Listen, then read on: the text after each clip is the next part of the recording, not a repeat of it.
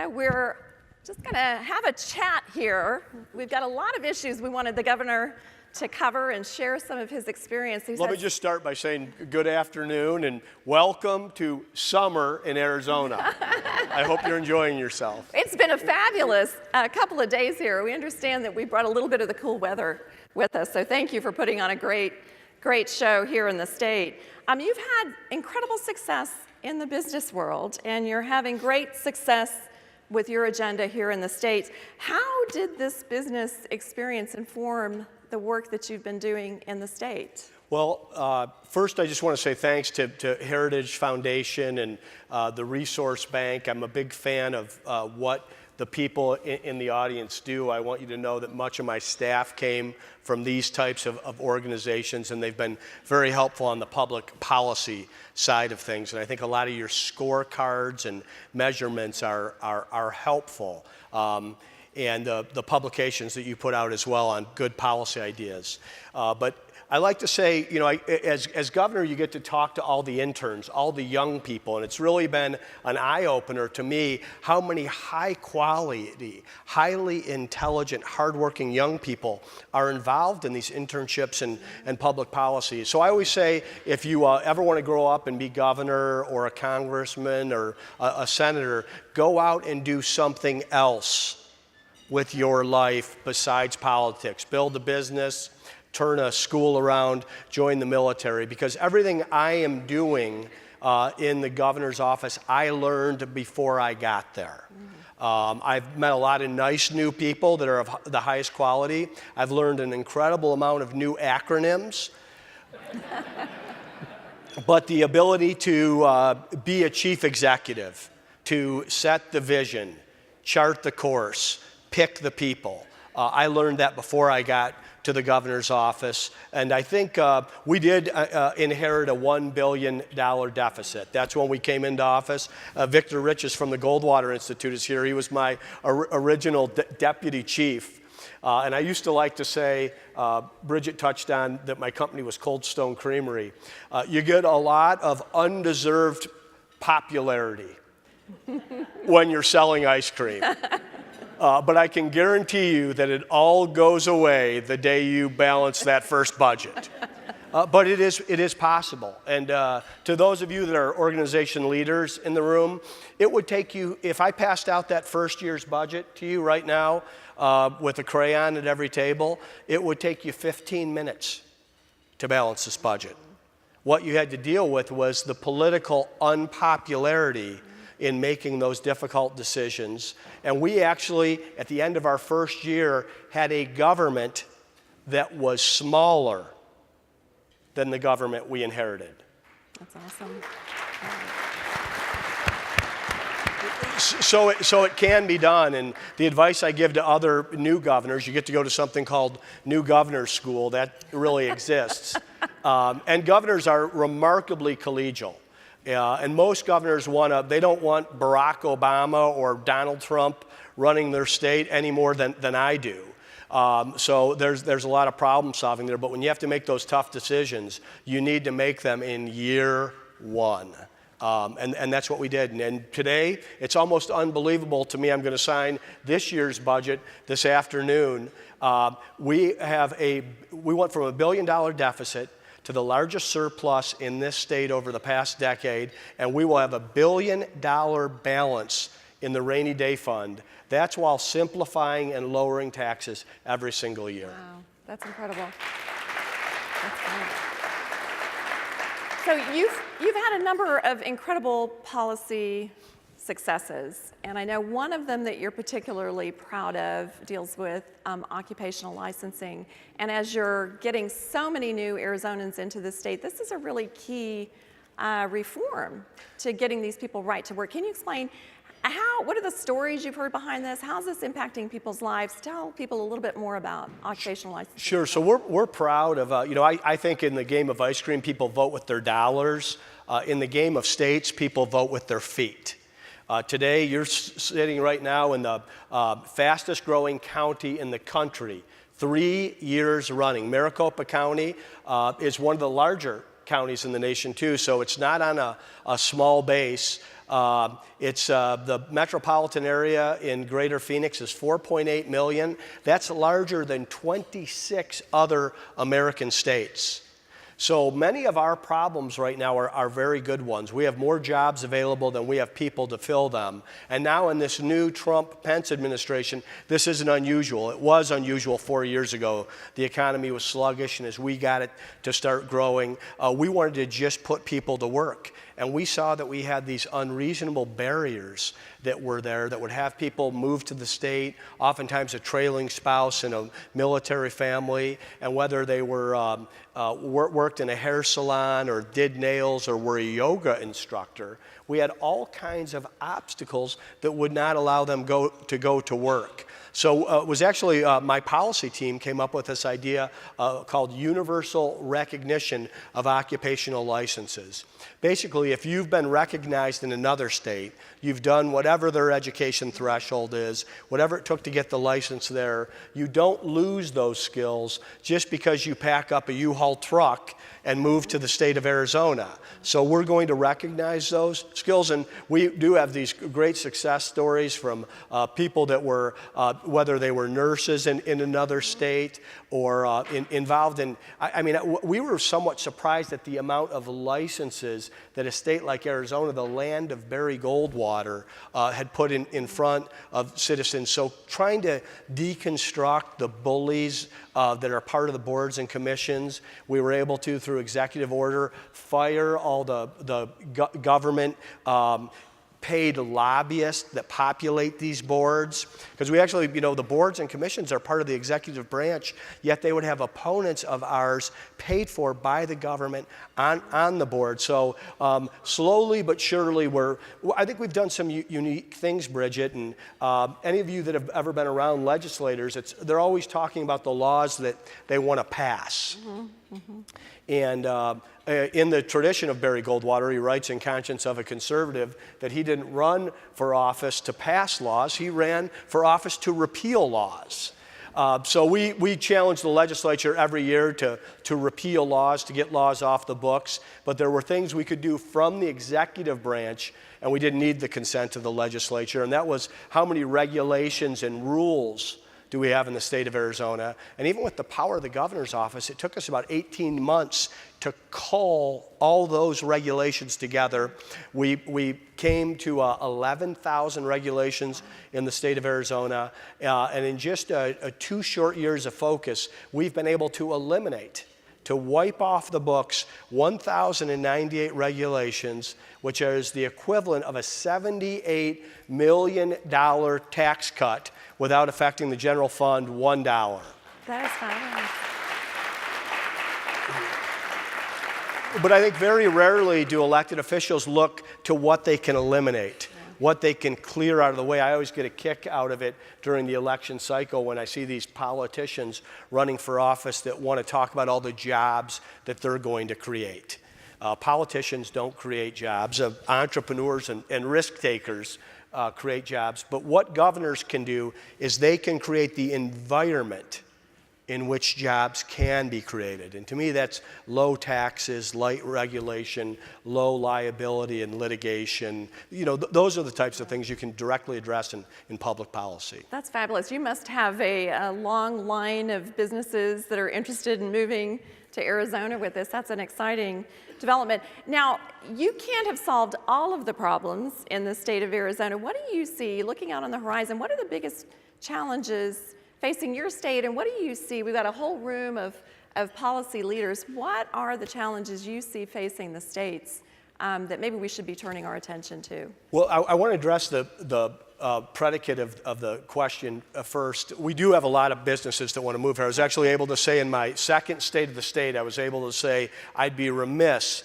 if I didn't thank my partner in growing Arizona's economy, and that's been California Governor Jerry Brown. This guy was phenomenal. I've thanked him several times, and I've challenged Gavin Newsom to continue in that tradition. But they're doing things that are almost exactly the opposite in terms of raising taxes, increasing regulation, pushing people and producers out. I think some things that we can do at the state level. One is this idea of federalism or states' rights.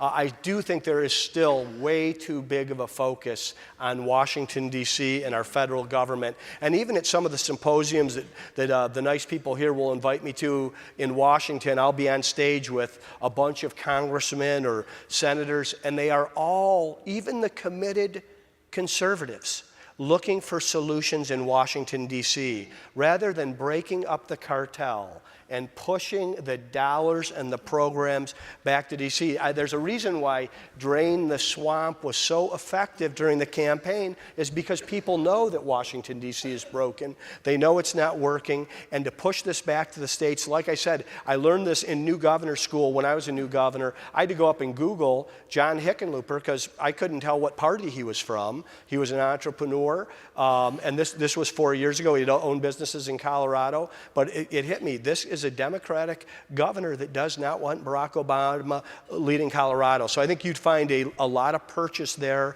and a lot of agency. The other thing, the first law that I passed as governor was the American Civics Act. Okay, to become a new American in this country, as you're naturalized, you have to take a test that has 100 questions on it. You can Google it after I'm done here. Everybody in this room, I imagine, would get a 96 or 97%. And you don't even remember where you learned the answers to these questions. They were part of your household, your childhood, your scoutmaster, your coaches.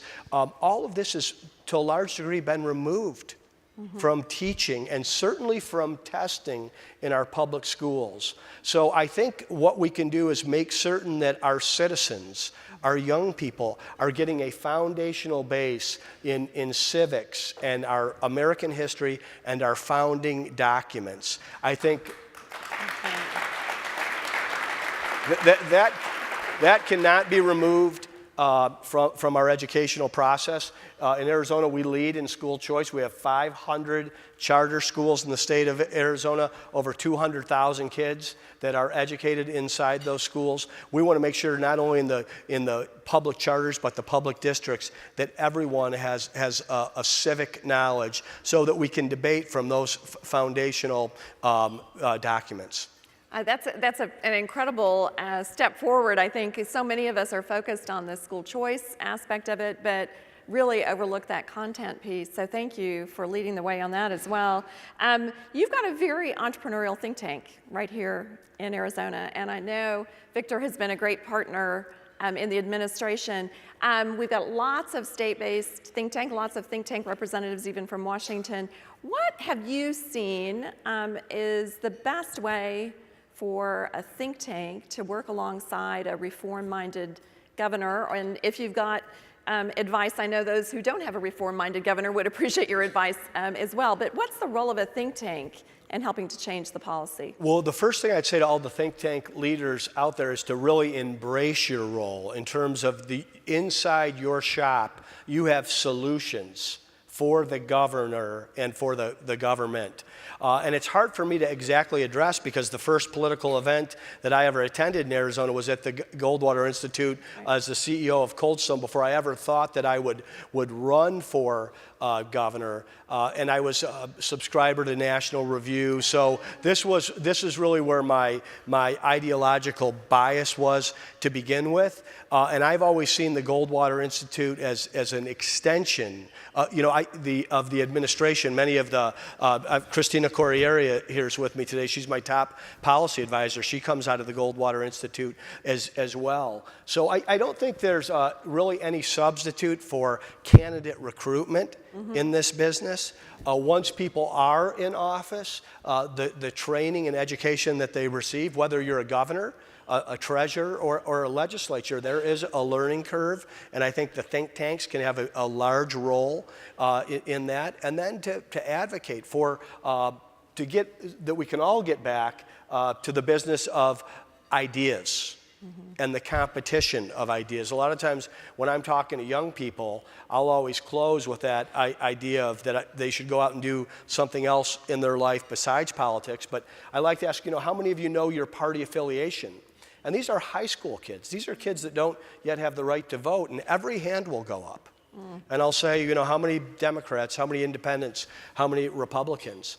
And I really encourage them not to put their faith in parties, but to get the best education they can, put their faith in ideas, to make sure they're committed to some enduring values and principles, and then develop those leadership skills and real-world examples, and they can make the biggest difference in public policy or an elected office in those ways. I think that's fabulous. I know Jack Fowler of National Review, sitting across the room, is writing down quickly your endorsement of National Review, so appreciate you. Where is Jack? Jack is over. They have ducked out. Tell him I said hello. Yes, we will.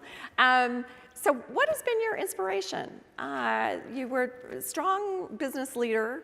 You obviously have read deeply. You're a Goldwater fan, but what was your inspiration? What inspires you today to keep at this? Well, I was inspired by a number of things. One, I was really just focused on building my business and raising my family. And I was somewhat naive when I entered public life, Bridget. The only thing that grew faster than Cold Stone Creamery was the state of Arizona. And I had never even been down to the state capitol. And in the downturn in 2009, our state became insolvent. We were literally $730 million on a servicing credit line from Bank of America to pay teachers, fill potholes, or provide any other essential state services. And I had sold my company in 2007. I was investing in a couple other enterprises. And the treasurer's office opened up, and I thought someone that was an outsider and a newcomer with a business background could make a difference. I didn't realize really what it meant to put your name on a ballot and what you would go through. But I was able to overcome those things. My wife, Angela, will be married 29 years this October. She was supportive. My boys saw it as a sporting event, so victory solved all those problems. And one thing we're really fortunate with in Arizona is that Phoenix is our capital city. I live about 20 minutes from the Capitol. So this has been a great experience. Being a governor is a great job. Like I said, you are the chief executive. You get to set the agenda, chart the course, and pick the people. And the confidence that I learned as treasurer, not only being helpful and trying to get our state back on solid footing, but defeating something called Prop 204, which was a $1 billion sales tax increase that was going to the ballot. I was the elected leader that stood up against that. Had that passed, that would have made Arizona the second highest sales tax state in the nation. And we're not a state like Florida, Texas, or Nevada that has zero income taxes. So I made the case that this is something that would kill our economy long term. When I got involved, it was about 11 weeks before Election Day in 2012. It was polling, I think, 70-30 or 65-35. We were able to flip that around, and that gave me a lot of confidence. We had the first open seat for governor 2 years later. I thought, why not? I'm going to throw my hat in the ring. And that's why I was so focused on not only balancing that budget, but getting that balance in the rainy day fund so that we're structurally sound. I think Arizona, I grew up in Toledo, Ohio, not part of the political class. My dad was a cop. I came out here, my mom moved out west in 1982. I came out here, went to school, got my education, met my wife, built my business. I think Arizona is a very special place. It's an oasis of freedom and opportunity in the United States. And I was motivated that I wanted to see my boys and anyone else that came after me. And also, I believe in the healthy competition, not only of ideas, but between states. And I think that Arizona, when I got into office, Rick Perry and Greg Abbott, they seem to have all the bragging rights. And Rick Scott did some incredible things in Florida. And now I will tell you, when we go to some of these national settings, I'm very proud to be sitting next to some of these other really what were excellent models And we've taken some good ideas and just reapplied them in Arizona, and then we've innovated on our own ideas. And I'm really challenging my senior staff on, what policy entrepreneurship can we do going forward? And I think we also should be challenging this administration, since it is an administration that is open and welcome to our ideas. And I believe President Trump and Vice President Pence are very open-minded to that. But what I see inside the agencies is still a lot of bureaucracy. I still see, why do I have to come back to Washington, D.C. and ask, Mother, may I? I thought what won the election is that we're going to push these dollars back to the states, and I think we've got a window of opportunity, regardless of what's happening on the national political stage, to pilot those programs and set those ideas in place. And once we get those dollars back to the states, I think it's going to be much more difficult to get them back to Washington, D.C. I think that's such an inspiring message. One of your competitors in the competitive federalism game, Brooke Rollins is with us here, who headed up Texas Public Policy Foundation and was an advisor to Governor Perry and is now in the White House trying to do exactly what you're describing. We're going to hear from Brooke in a minute. We've got a number of people with us today. One's considering a run for governor in a neighbor state, and one is considering a run for Congress. These are not people out and about yet. And we have a state treasurer, Allison Ball, the chairman of the state financial officers, with us. What advice would you give people who are considering? Some of you may not even yet have considered running for office, but what advice would you give people who are seriously considering stepping into these very big shoes that you have? You've been bold, and to get them to consider stepping up and doing something just as you have done. Well, I would encourage people to do this. I mean, especially people that are having lunch in a room like this. I'm going to imagine your vetting process is pretty good as to what people's core beliefs are. In terms of being a governor, it is a fantastic job. You are in charge. You're not in control, but you are in charge, and of course in our constitutional republic, small r system. So I've loved that chief executive role, but we need good people across the board. And what you can learn as treasurer is something that you can apply as governor while you get the pension program under control, while you help be an advocate for lower taxes and lighter spending and things like that. Of course we need good people in Congress. I would hope that the people that are going to Congress would want to be productive in bringing these ideas back to the states. What I'd say to the good people that I know in Congress, and there are some, is why don't you focus on foreign policy and defense and leave the rest to us. Leave the rest to the governors. And I think we would not only have more and better people involved in state and local and municipal government, we'd have a better government. I think a lot of people have thrown their hands up and they've quit watching the news because they are sick of it. They are sick of Washington, D.C., and they see, regardless of who's in charge at the top, what's happening in the legislative process, in the budgeting process, in the spending process. Very little seems to change. That would be different at the state level, and we don't get to print money, and we're very limited in our borrowing, and in Arizona we're paying down our debt. I think that's a wonderful point. It's a great point to end on. I think for those of us back in Washington, to the extent that we can return more power to the state, I think we would likely see more dynamic, entrepreneurial leaders like Governor Ducey stepping up and saying, yes, they do want to play a role if the states have more say, if the people have more say. So I want to just thank you for joining us today. I know you've got a busy schedule. You've just completed the legislative session. So why don't you all join me in thanking Governor Ducey for being with us. Bridget. Thank you. This was Thanks so awesome. much. We really appreciate you being here. Yeah.